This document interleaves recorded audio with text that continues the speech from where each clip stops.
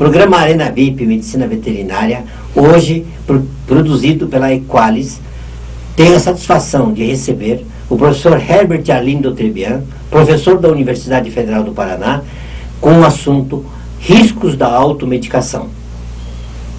E queremos então que o professor faça a sua apresentação inicial. Bom, então sou professor do Departamento de Farmacologia. Sou professor do Departamento de Farmacologia da Universidade Federal do Paraná e nesse local eu coordeno o projeto de extensão extensão universitária Riscos da Automedicação, no qual nós temos a colaboração de outros professores e profissionais externos, servidores e também de alunos de diversos cursos diferentes. Então eu gostaria de agradecer aqui nas pessoas dos doutores Paulo e Massaíco, agradecer a Arena VIP e agradecer também à Sociedade Paranaense de Medicina Veterinária. Muito bem, professor. Então esse programa é uma continuação do assunto que nós tratamos no domingo passado. Em função da importância desse assunto para a sociedade, resolvemos naturalmente continuar conversando. Além da curiosidade muito particular dos entrevistadores, temos certeza que o telespectador também está ligado no assunto, porque realmente é importante para a manutenção, preservação da saúde como um todo. Professor, conforme nós vimos, o projeto é desenvolvido com palestras nas escolas, em entidades públicas e privadas, onde o senhor leva, além da palestra, outras atividades, como, por exemplo, teatro, de fantoche, etc, etc. Gostaríamos que o senhor nos contasse algumas ocorrências, alguns relatos do público com relação à experiência negativa ou até positiva da automedicação. Então, assim, como já comentei anteriormente, a automedicação ela é muito democrática, porque ocorre em todas as faixas etárias. Então, a gente aprende muito nessas palestras pelos relatos das pessoas. E algumas histórias, assim, para ilustrar, eu gostaria de contar aqui. Então, por exemplo, tem um tipo de situação em que o profissional vai fazer o exame periódico, o exame profissional que, pela legislação, é determinado que o indivíduo faça. Muito bem, qual foi um desses relatos? A pessoa foi, o indivíduo do sexo masculino, então foi até o médico. E aí o que ele nos relatou é que o médico descreveu que ele estava com um problema de coração. E esse indivíduo ele trabalhava em atividade pesada, atividade física, né? E, portanto, tinha um risco muito grande de alguma complicação cardiovascular mais acentuada, de forma que o médico prescreveu um medicamento. Depois do paciente começar a tomar esse medicamento, o que aconteceu? O paciente percebeu que ele começou a apresentar disfunção erétil. O que tende a acontecer nessa situação? O indivíduo tende a parar, ele vai querer parar de tomar o medicamento. Então, isso é um tipo de automedicação também. Interromper uma medicação prescrita pelo médico pela presença de alguma reação adversa que o indivíduo não achou muito agradável. Então, o que é a indicação do projeto? No caso, na ocorrência de uma reação adversa e o indivíduo ter interesse de mudar a medicação, o que ele deve fazer? Ele deve pegar o medicamento, a prescrição anterior e consultar o médico novamente. Por quê? Porque ele parando de tomar esse medicamento, após a interrupção do tratamento, o risco de ele ter uma arritmia fatal é até maior do que antes na sua condição anterior ao tratamento. Então, essa é uma situação de risco realmente de vida. Então, a indicação geral é não trocar o medicamento sem consultar o médico. Essa é uma história bastante interessante e teria outras que poderia contar agora, ou assim, um outro caso bastante emblemático. Uma pessoa era alérgica e ela conhecia sua história desde muito pequena, ela era alérgica desde pequena. Aí ela percebeu o aparecimento de uma pequena mancha na pele. O que ela fez? Ela fez o primeiro diagnóstico. Ela considerou que aquela mancha era derivada de uma alergia. O que ela fez? Ela foi na farmácia e comprou um antialérgico. Aí passou a pomada de antialérgico e não funcionou. A mancha, a lesão continuou evoluindo. O que ela fez? Então ela fez um diagnóstico e um tratamento. O que ela fez a seguir? O tratamento não funcionou, ela procurou um medicamento mais forte. Então ela voltou à farmácia e comprou um antialérgico mais forte. E aí espalhou por aquela área maior aquele medicamento. Muito bem, o que aconteceu? A lesão continuou aumentando, atingindo boca, garganta, olho, né? E inclusive praticamente fechando o olho, praticamente perdendo a visão, pelo menos temporariamente, de um dos olhos, né? E ela observou também o aparecimento de vesículas. Então o que ela fez? Ela fez um segundo diagnóstico. Então ela fez um diagnóstico, 2 tratamentos. Que não funcionando, o que ela fez? Ela fez um segundo diagnóstico. E para esse segundo diagnóstico, ela achou, né, um diagnóstico que ela não era capacitada para fazer, ela achou que fosse então um vírus, herpes vírus. Ela voltou na farmácia e comprou o 3º medicamento. Adquiriu esse 3º medicamento, um medicamento antiviral, ela aplicou também. E então ela fez 2 diagnósticos e 3 tratamentos. E nada disso funcionou. Só depois disso é que ela foi procurar um médico. Então existe essa característica da pessoa de resistir muito a procurar um médico, porque vai perder tempo, porque tem várias complicações, pode custar dinheiro, vai ter que pegar fila, vai ter que agendar, etc. Quando essa pessoa foi no médico, o que o médico fez? O médico até alertou para a gravidade da situação, ou seja, avisou que ela corria risco de vida.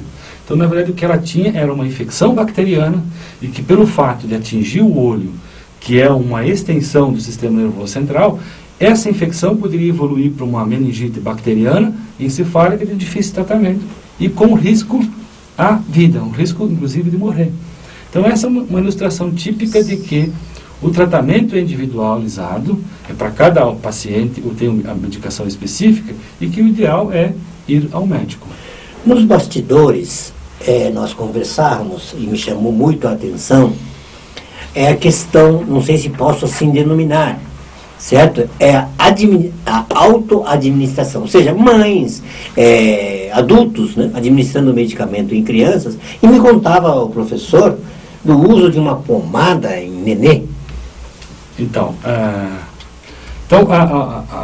a situação, existem grupos que são mais sensíveis aos medicamentos. Entre esses,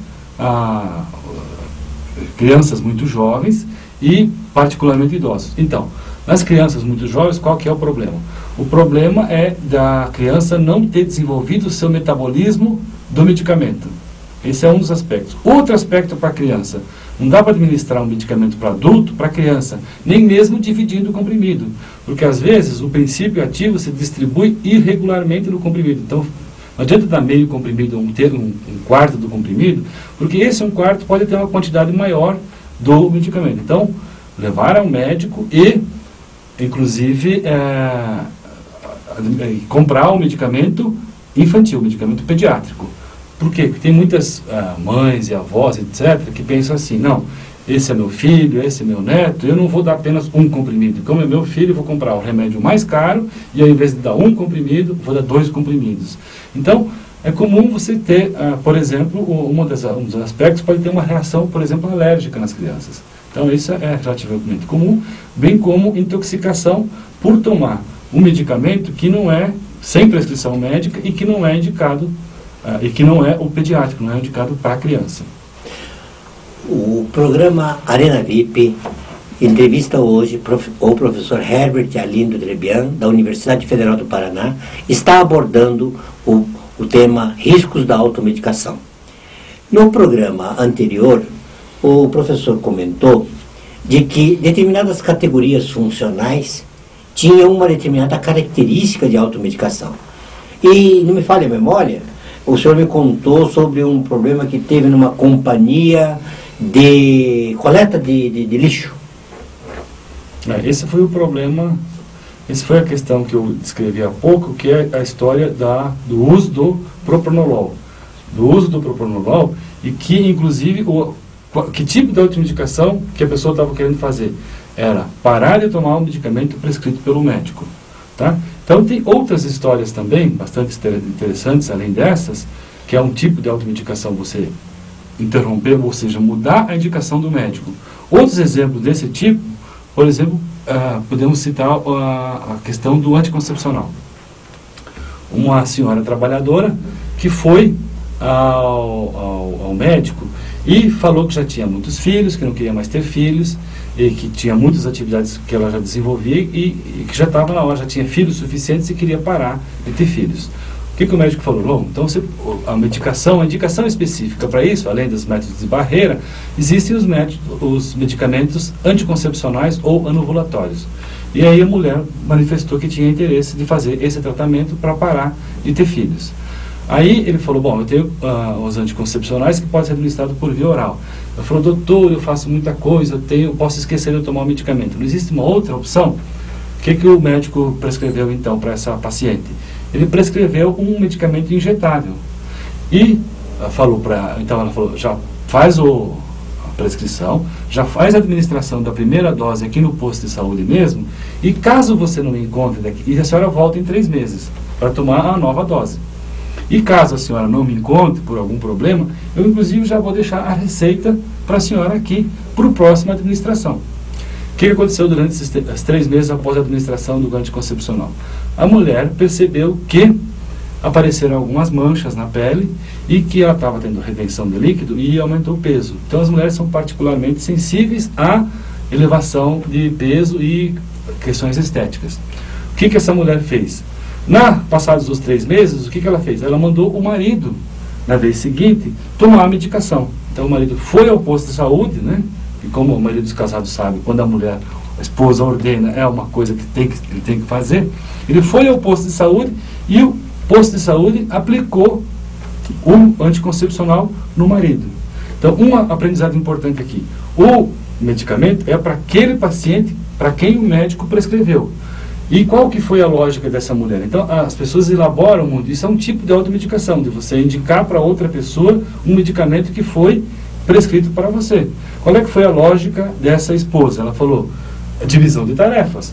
Afinal de contas, eu trabalho fora, cuido das crianças, faço comida, lavo a roupa, faço um monte de atividades diferentes, então, e eu que também tenho que tomar um anticoncepcional, por que não dividir também essa tarefa? Então mandou o marido. Então a indicação é importante. Para aquela pessoa não vai funcionar, ou seja, no marido o anticoncepcional não vai funcionar. O homem não ovula, e esses medicamentos são anovulatórios, então o efeito do anticoncepcional não vai acontecer. Outro tipo de exemplo de dividir tarefa, que também com esse grupo de medicamento, é a mulher tomar um comprimido do anovulatório e dar um para o seu parceiro. Então essas são situações de uso inadequado nos quais o tratamento não vai funcionar. O medicamento é aquele prescrito para o paciente, é específico. Muito bem, eu acredito que no decurso da nossa entrevista, novos fatos o professor pode nos apresentar. Passo agora a palavra ao professor Dr. Paulo para suas considerações. Professor Herbert, é interessante, eu vou só mudar um pouco o foco dessa nossa entrevista, mas o assunto também cai. Eu só não sei como é que nós vamos denominar isso aí. A medicação, entre parênteses, a automedicação nos animais de pequeno porte, principalmente cães e gatos. Isso funciona, só que você tem mais uma pessoa atrás disso, que é o dono desse animal. Obviamente, o gato ele não escolhe, ele não procura se automedicar. O seu proprietário é que o faz. E existe hoje obviamente, na medicina veterinária, isso aí se agrava, porque nós não temos apenas uma espécie. Nós temos os gatos, várias raças, nós temos os cães, várias raças. Isso aí é mais um complicante, porque cada um tem uma sensibilidade. Eu só dando uma informação, talvez para o senhor também, para a população, por exemplo, gatos não pode tomar um certo analgésico, que eu só vou me permitir não citar o nome, porque ele vai a óbito. Ele vai passar a barreira encefálica, esse produto, e vai causar o óbito desse animal. E o proprietário, inadvertidamente, ou seguindo indicação que alguém deu para um cão, oferece esse mesmo medicamento a um gato e ele vai a óbito mesmo. Por exemplo, nos cães existem algumas raças que você não pode usar determinado antiparasitário, que ele também vai fazer a passagem na barreira encefálica e ele vai a óbito. Então eu deixo a sua consideração sobre isso e talvez até a proposta que o seu departamento crie alguma coisa.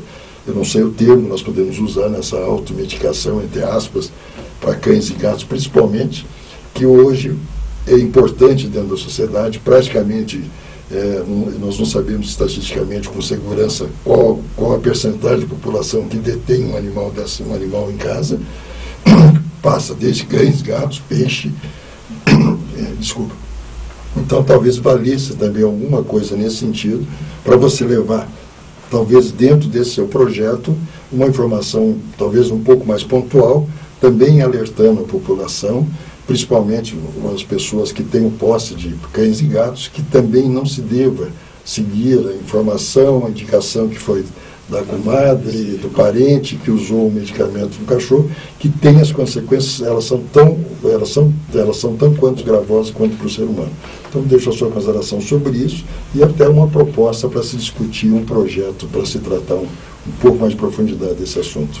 Isso é muito interessante porque ele acrescentou mais 2 histórias, algumas das quais até a intenção de contar. Então, a gente não consegue nunca, uma das coisas que a gente observou é que a gente não consegue nunca atingir todos os objetivos, comentar todos os assuntos, contar todas as histórias e abordar todos os conteúdos. Então aqui o Dr. Paulo deu 2 exemplos extremamente interessantes de quando o indivíduo usa o medicamento sem consultar o veterinário e aí pode causar um efeito tóxico no seu animal de estimação, podendo inclusive levar à morte. Então relatou aqui 2 casos distintos de que o medicamento pode servir para um tipo de animal, mas pode não servir para o outro. Inclusive, muitas vezes, sendo cães, né? Então, cães diferentes.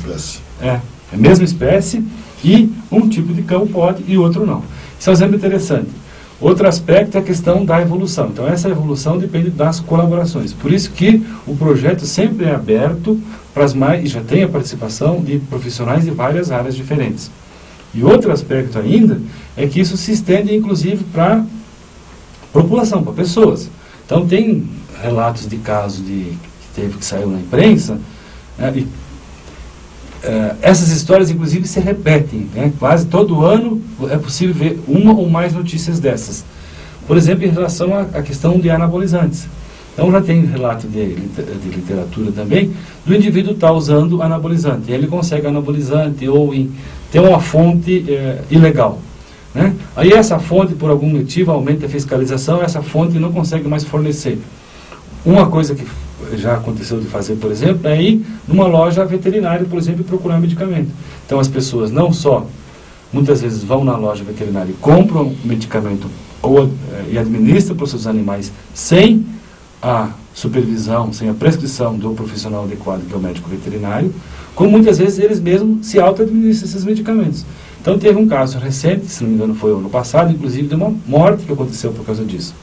Porque na medicina veterinária, por exemplo, existem aplicações distintas. Alguns antibióticos antiparasitários, por exemplo, são usados como promotores de ganho de peso. E o indivíduo estava usando anabolizante para aumentar a sua massa muscular. E ele foi na veterinária e viu o medicamento lá como promotor de ganho de peso, a administração parenteral, achou que fosse um anabolizante e não era, era um antiparasitário. Fez uma administração parenteral, tá? A lesão ficou muito grave, foi seguida, daí ele foi procurar um médico, então foi seguida, como foi uma lesão muito grave no braço, foi seguida a amputação do membro inicialmente, mas a reação foi tão acentuada que, inclusive, mesmo depois, com o atendimento médico, esse indivíduo veio a óbito.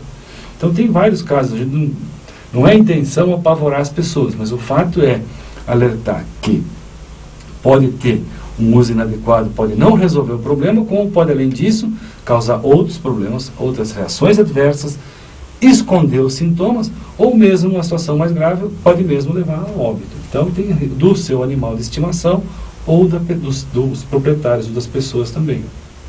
Então, essa é um outro desdobramento dessa área da automedicação.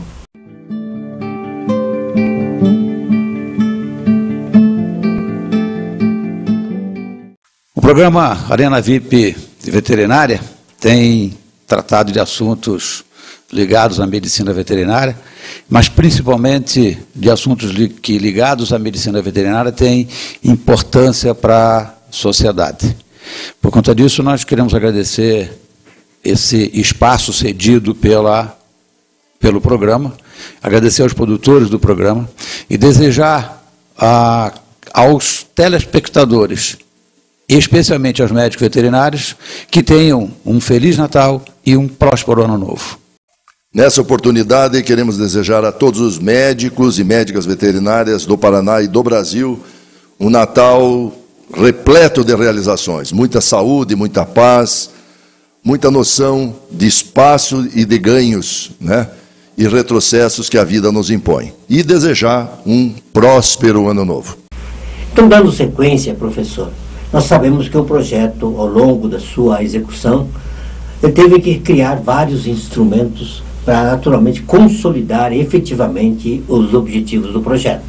Portanto, gostaríamos que o senhor mostrasse para o público os materiais que o senhor tem hoje à disposição. Então, o tema automedicação é um tema extremamente complexo. E aí a nossa forma básica de abordar é através de palestras. Para tentar tornar o tema mais interessante, nós desenvolvemos diversos produtos diferentes. Um deles, como em muitas das nossas situações, das nossas exposições, como em muitas dessas exposições as pessoas acham que ao invés de nós estarmos alertando para os riscos, eles acham que a distribuição de amostras grátis, e as pessoas vêm pedir amostra grátis, nós desenvolvemos o nosso próprio medicamento fictício, uma amostra grátis, né? Então esse medicamento foi chamado Memoripran. Então a gente distribui esse medicamento fictício, só que ao invés da pessoa tirar um comprimido de lá de dentro, o que ele vai observar? Ele vai tirar uma bula, e nessa bula vai ter dos dois lados uma série de indicações importantes que nós já discutimos aqui, interessante. Que o medicamento deve ser prescrito pelo médico, o medicamento é para o paciente, que se o indivíduo está em dúvida, se teve uma alergia ou se não gostou do médico, que busque uma segunda opinião ou que volte ao médico. Tá? Então tem várias indicações importantes aqui nessa bula. Então essa foi uma maneira de tentar transformar o projeto numa área mais interessante. O que mais nós percebemos? Nós percebemos nas palestras que muitas vezes não era possível abordar todos os temas dos quais a gente gostaria, e que as pessoas gostariam de ter um reforço, uma referência bibliográfica para ajudar a lembrar daqueles temas. E aí o que nós fizemos? Nós desenvolvemos esse caderno pedagógico Riscos da Automedicação. Então, novamente, um pouco mais discriminado agora, nós temos vários assuntos diferentes abordando os conceitos de automedicação e esses outros conceitos abordados aqui durante a nossa apresentação. O que aconteceu ainda? Então, o que muitas pessoas nos referiram é que aqui, pela limitação desse caderno pedagógico, eles gostariam de um material mais extenso. O que nós fizemos, então? A partir dessa ideia, nós desenvolvemos o primeiro livro do projeto, que é esse livro chamado Medicamentos, Benefícios e Riscos, com ênfase na automedicação. Então, só para reforçar, esses dois livros, né, eles são distribuídos, são produzidos pela Universidade Federal do Paraná, e eles são distribuídos gratuitamente pelo nosso projeto. No momento, o livro não está disponível, porque a forma física esgotou. Mas, no entanto, ele pode ser obtido também na internet.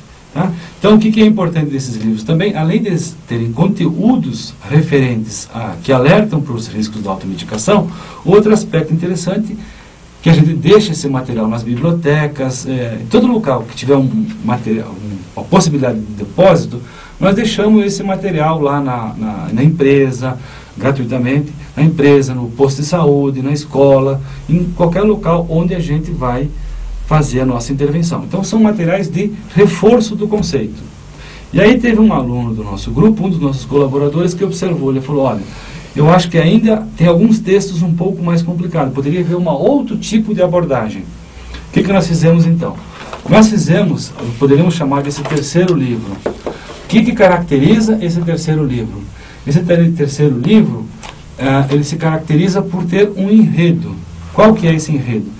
É um indivíduo, né, um personagem, que é o Prão Osvaldo, que esse Prão Osvaldo ele começa a se envolver em situações de automedicação. Só para relatar rapidamente o seu início, o que acontece nesse início do livro, para tornar o enredo, o personagem, etc. Então, o personagem inicial é um vestibulando que está esperando o resultado do vestibular.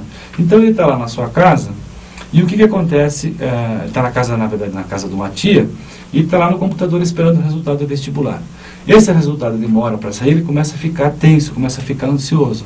E aí a prima dele, que é um tipo de automedicação, ouvir a indicação de outra pessoa, fala, por que você não toma o medicamento que a minha mãe toma quando ela fica nervosa? E aí ele concorda com essa ideia, e ela vai lá e traz o propranolol para ele tomar. E ele resolve não apenas tomar um, mas tomar logo 2 comprimidos. Quando ele toma 2 comprimidos, o que acontece? Ele tem uma crise de asma. Então, o que é interessante é enredo, mas são fatos baseados em casos reais. Então, existem muitos casos, em diversas situações diferentes, em que a pessoa toma o propranolol, né? Só que o propranolol tem várias indicações médicas diferentes, só que ele é contraindicado em asmáticos porque ele pode desenvolver uma crise asmática, um episódio de broncoespasmo, tá? Que é um caso bastante comum. Então, então nós desenvolvemos um enredo para alertar para os riscos. Todo esse material é gratuito, pode ser baixado na internet, nós doamos gratuitamente nos locais onde nós vamos dar palestra, e todos eles são abordagens diferentes que alertam para os riscos da automedicação.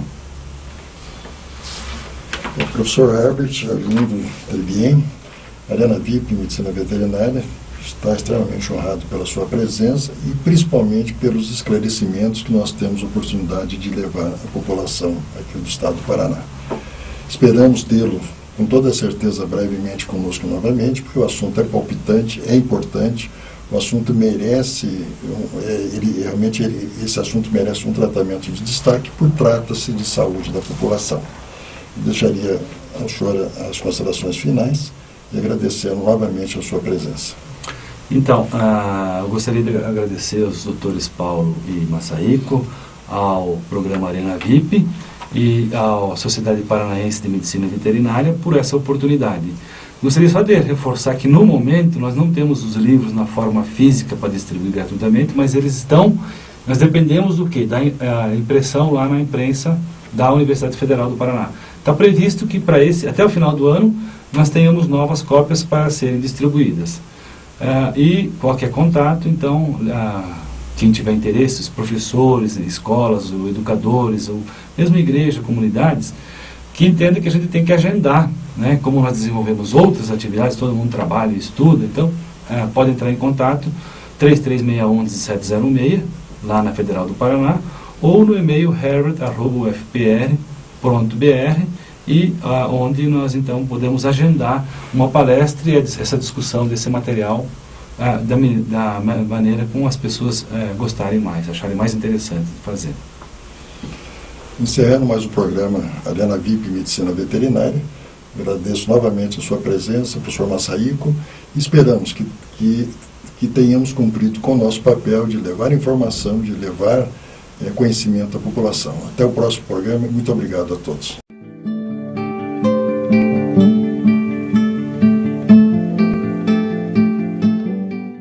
A Sociedade Paranaense de Medicina Veterinária e sua diretoria, através do programa Arena VIP, deseja a todos os médicos veterinários, as médicas veterinárias e suas respectivas famílias um Feliz Natal e que o ano novo 2013 seja repleto de conquistas e realizações. A Arena VIP e a Medicina Veterinária, através de um dos seus patrocinadores, a Academia Paranense de Medicina Veterinária, através da direção técnica e geral do programa, apresenta a todos os nossos telespectadores votos de um Natal alegre e feliz, independente da sua convicção religiosa, um momento de reflexão, e que o ano novo seja repleto de saúde e paz para todos nós.